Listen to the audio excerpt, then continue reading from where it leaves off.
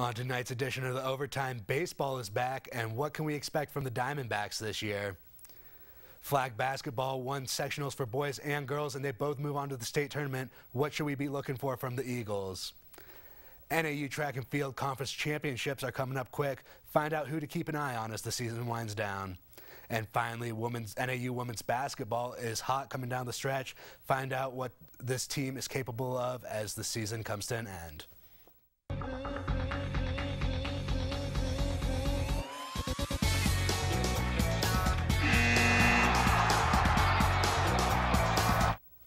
Thank you for joining us, and welcome to this edition of the Overtime, Northern Arizona's only sports show. I'm your host, Jason Friedman. We have a jam-packed show for you tonight with a lot of local sports action, and joining me is sports reporter Guy Forbes. Guy, thanks for being here. It is my pleasure to be here, Jason. You know, you can't get much better than talking sports on a lovely Friday night. I think we should talk playoff basketball, baseball, and maybe some track and field. Okay, so maybe you already said that, but I like your thinking. Well, I'm glad we're on the same page, Guy. Let's get right into our first topic for the night. Spring training is here, and the Arizona Diamondbacks have had a very busy offseason. How's the team looking? One of the problems with the Diamondbacks, and it was the same thing last year, is the pitching. It's tough to be a contender when you don't know what you're going to get from the mound. Now, they have made a conscious effort by basically revamping their roster, and that includes the front office and GM after 98 losses last season. Now, I expect Collmenter and Jeremy Hellickson to step up and take charge of this team, but if they can't get it done, they do have some other guys behind them, including Chase Anderson, Robbie Ray, Ruby De La Rosa. You also have the question of Chris Owings' left shoulder, so definitely a lot of questions left unanswered. Vegas has this team with 100-to-1 odds of winning the World Series, and I'd say that seems pretty accurate. Well, Guy, you mentioned the new pitching, but the addition I'm most excited about is the infusion of Cuban talent to this team. New GM Dave Stewart has invested over $70 million in two Cubans, Yasmany Thomas and Yoan Lopez. Thomas is a 24-year-old power-hitting third baseman who signed the largest free agent deal in the team history and is expected to start at third base. Lopez is a hard-throwing 22-year-old righty and will be given a shot at the rotation in spring training, but many experts expect him to start the season in the minors. Between these two and the #1 pick in this June's coming draft, the Diamondbacks look to have a ton of young talent going forward. Well, moving on, we got treated to another Flagstaff versus Coconino matchup in the sectional championships, and Flagstaff came out on top once again. What do you think about this team heading into the state tournament?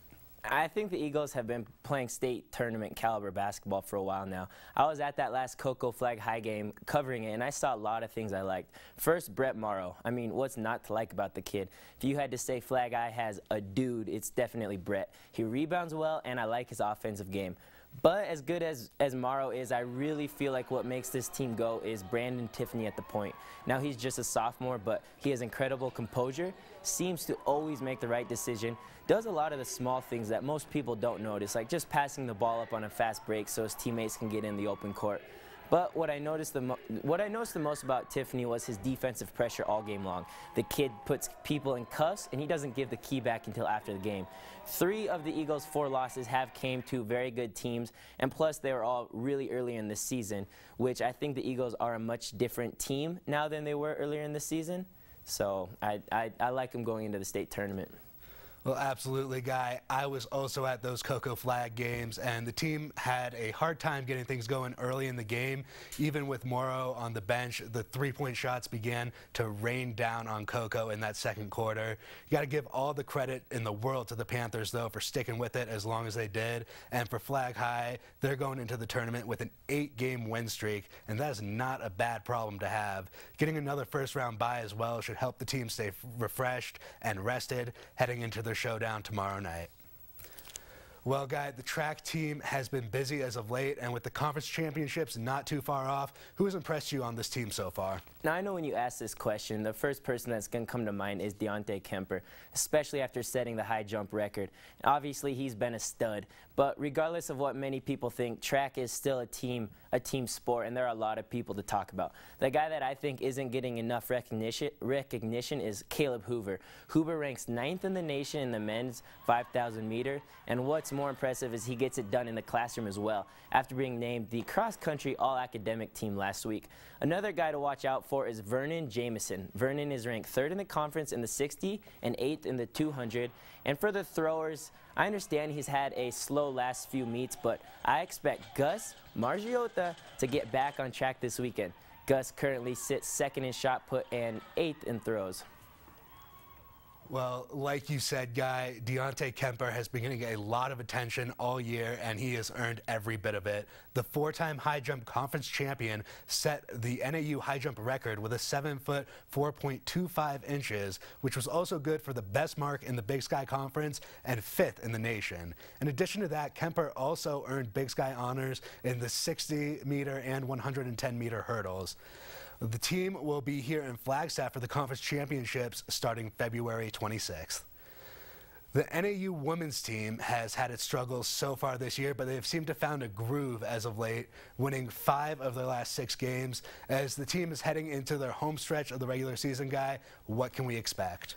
This team is confusing. It's hard to know what to expect. Like you said, they win 5 of the last 6, but lose 4 of the previous 5 before that. The good thing is the end of the season is coming up and momentum is on their side, which is huge for the Jacks. It's tough to be a team that is hot. Now, I know we've said her name before, but Erica Banks leads this team with 14 points a game and almost 10 rebounds a game. But more importantly, she's a senior, so Coach Darling really needs her senior leadership to shine and help keep this team playing the right way. Now, like I said, I can't stress enough how important momentum is, and at 7-5 right now in the Big Sky, and with just getting a few more wins before the tournament, I think could really mean trouble for the rest of the field.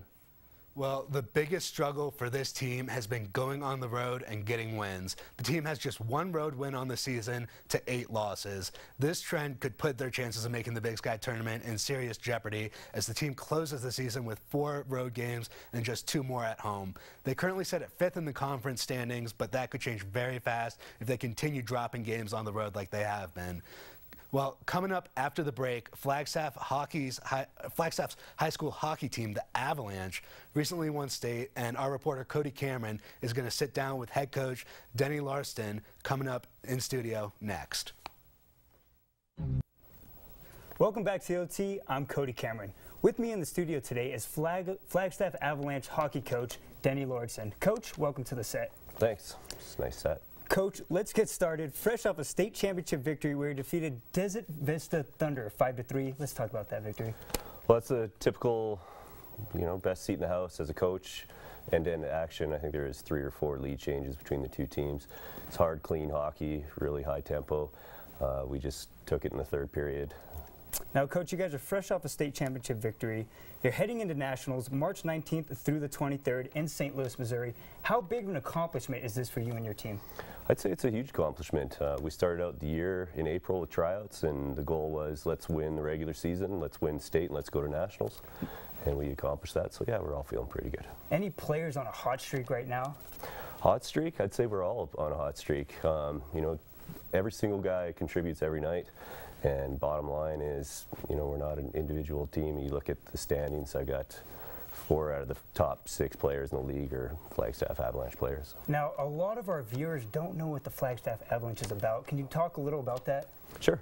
So Flagstaff Avalanche is a high school hockey program. We take all kids from all high schools. We even have a couple online guys. And yeah, we just try and compete with the big programs down south. Very cool. Now, you guys are hosting a fundraiser on February 25th to raise money for nationals. Coach, let's talk about this event quick. Sure. So yeah, Buffalo Wild Wings is hosting the event.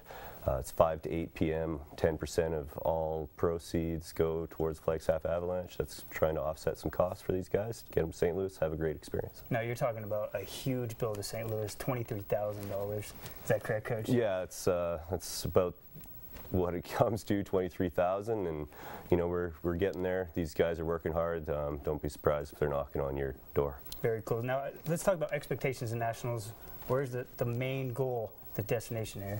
Well, I think obviously none of these guys have been to this kind of a tournament. These are the top schools, top hockey teams in the entire country. So they're going to see how they stack up, and then obviously we do have a goal, and that's to win nationals. You know, we were joking around here having trophies in the set, and that's what we intend to do. Hey, that'd be pretty awesome, Coach. I mean, the kids got to be pumped, though. I mean, that's got to be a dream come true for a lot of these athletes. Yeah, I would definitely say so. This is going to be something that they're going to remember their entire lives, and I'm happy to be a part of their experience, absolutely. Awesome.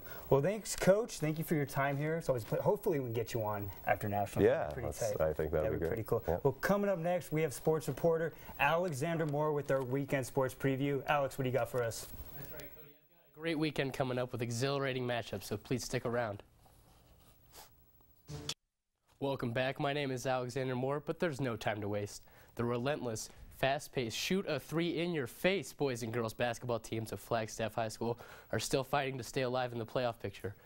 Now, the Lady Eagles will be looking to soar towards the state championship at 7 p.m. tonight with the help of their talented squad, filled with great three-point shooters and tough perimeter defense, while the boys will have to wait to Saturday to duke it out with the state and start their bracket-busting journey, but I'm sure James Kirk will have the squad ready for them.